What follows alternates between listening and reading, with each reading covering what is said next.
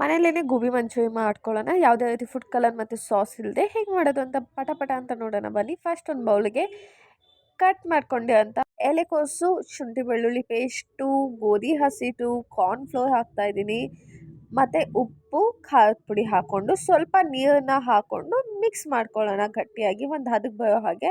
ಆಮೇಲೆ ಬಾಣಲಿಲಿ ಎಣ್ಣೆ ಕಾಯಕ್ಕಿಟ್ಟು ಸ್ವಲ್ಪ ಎಣ್ಣೆ ಹಾಕ್ಕೊಳ್ಳಿ, ಜಾಸ್ತಿ ಹಾಕೋಕೆ ಹೋಗಬೇಡಿ. ಆ್ಯಂಡ್ ಇವಾಗ ಇದನ್ನು ಚಿಕ್ಕ ಚಿಕ್ಕ ಉಂಡೆ ಆಗಿ ಮಾಡಿಬಿಟ್ಟು ಬೇಯಿಸೋಣ. ಸ್ವಲ್ಪ ಫ್ರೈ ಮಾಡ್ಕೊಳ್ಳೋಣ. ಒಂದು 2-3 ಮಿನಿಟ್ಸು ಲೋ ಫ್ಲೇಮಲ್ಲಿ ನಾವು ಫ್ರೈ ಮಾಡ್ಕೊಳ್ಳೋಣ. ಇವಾಗ ಆಲ್ಮೋಸ್ಟ್ ಫ್ರೈ ಆಗಿದೆ. ಆ್ಯಂಡ್ ಇದಕ್ಕೆ ಸಾಸ್ ಬೇಕಲ್ವಾ, ಸಾಸನ್ನು ನಾನು ಜಸ್ಟ್ 2 ಇಂಗ್ರೀಡಿಯೆಂಟ್ಸ್ನ ಹಾಕ್ಕೊಂಡು ಮಾಡ್ತಾಯಿದ್ದೀನಿ. ಏನು ಅಂದರೆ ಟೊಮಾಟೊ ಮತ್ತು ಒಣಮೆಣ್ಸಿನ್ಕಾಯಿನ ನೀವು ನೀರಲ್ಲಿ ಬೇಯಿಸಬೇಕು. ಒಂದು 5 ಮಿನಿಟ್ಸ್ ಬೇಯಿಸಿ ಅದನ್ನು ರುಬ್ಕೋತಾ ಇದ್ದೀನಿ. ನೋಡ್ತಿದ್ದೀರಲ್ಲ, ಈಗ ಎಣ್ಣೆ ಹಾಕ್ಕೊಂಡು ಈರುಳ್ಳಿ, ಶುಂಠಿ ಬೆಳ್ಳುಳ್ಳಿ ಪೇಸ್ಟು, ಕ್ಯಾಪ್ಸಿಕಮ್ಮು, ಕ್ಯಾಬೇಜ್ ಎಲ್ಲ ಹಾಕ್ತಾಯಿದ್ದೀನಿ. ಇವಾಗ ಇದನ್ನು ಇಷ್ಟನ್ನು ಹಾಕ್ಕೊಂಡು ಒಟ್ಟಿಗೆ ಹಾಕ್ಬಿಟ್ಟು ಚೆನ್ನಾಗಿ ಫ್ರೈ ಮಾಡಿ. ಹೇಗೆ ಫ್ರೈ ಮಾಡಬೇಕಂದ್ರೆ ಸಖತ್ತಾಗಿ ಫ್ರೈ ಮಾಡಬೇಕು. ಆಮೇಲೆ ಸಾಸ್ ಮಾಡ್ಕೊಂಡಿದ್ನಲ್ಲ ಅದನ್ನು ಸ್ವಲ್ಪ ಹಾಕ್ಕೊಂಡು ಫ್ರೈ ಮಾಡ್ತಾಯಿದ್ದೀನಿ. ಇವಾಗ ಸ್ವಲ್ಪ ರುಚಿಗೆ ತಕ್ಕಷ್ಟು ಉಪ್ಪನ್ನು ಹಾಕೋತಾ ಇದ್ದೀನಿ.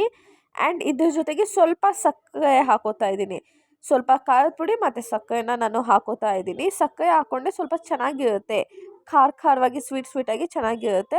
ಇವಾಗ ಚೆನ್ನಾಗಿ ಫ್ರೈ ಮಾಡ್ಕೊಳ್ಳಿ. ಇನ್ನೂ ಸ್ವಲ್ಪ ನಿಮಗೆ ಬೇಕಂದ್ರೆ ಅದನ್ನು ಹಾಕ್ಕೊಳ್ಳಿ ಸಾಸ್ನ.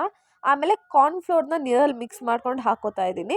ನೆಕ್ಸ್ಟು ಲಾಸ್ಟಿಗೆ ನಾನು ಗೋಬಿನ ಹಾಕೋತಾ ಇದ್ದೀನಿ. ಇದ್ರ ಜೊತೆಗೆ ಈರುಳ್ಳಿ ಮತ್ತು ಕೊತ್ತಂಬರಿ ಸೊಪ್ಪನ್ನು ಹಾಕ್ಕೊಂಡು ಮಿಕ್ಸ್ ಮಾಡ್ಕೊಳ್ಳಿ. ಆ್ಯಂಡ್ ನಾನು ಯಾವುದೇ ರೀತಿ ವೆನಿಗರು, ಚಿಲ್ಲಿ ಸಾಸ್ ಏನೂ ಯೂಸ್ ಮಾಡ್ತಿಲ್ಲ. ಲಾಸ್ಟಲ್ಲಿ ಸ್ವಲ್ಪ ಲಿಂಬೆಹಣ್ಣನ್ನು ಯೂಸ್ ಮಾಡಿಕೊಂಡೆ ಈಸಿಯಾಗಿ ತುಂಬ ಕಮ್ಮಿ ಟೈಮಲ್ಲಿ ನೀವು ಗೋಬಿ ಮಂಚೂರಿನ ಫುಲ್ ಹೆಲ್ದಿಯಾಗಿ ಡಯಟ್ ಮಾಡ್ತಿರೋರು ತಿನ್ಬೋದು. ಯಾಕಂದರೆ ತುಂಬ ಹೆಲ್ದಿಯಾಗಿದೆ. So keep watching guys for more videos.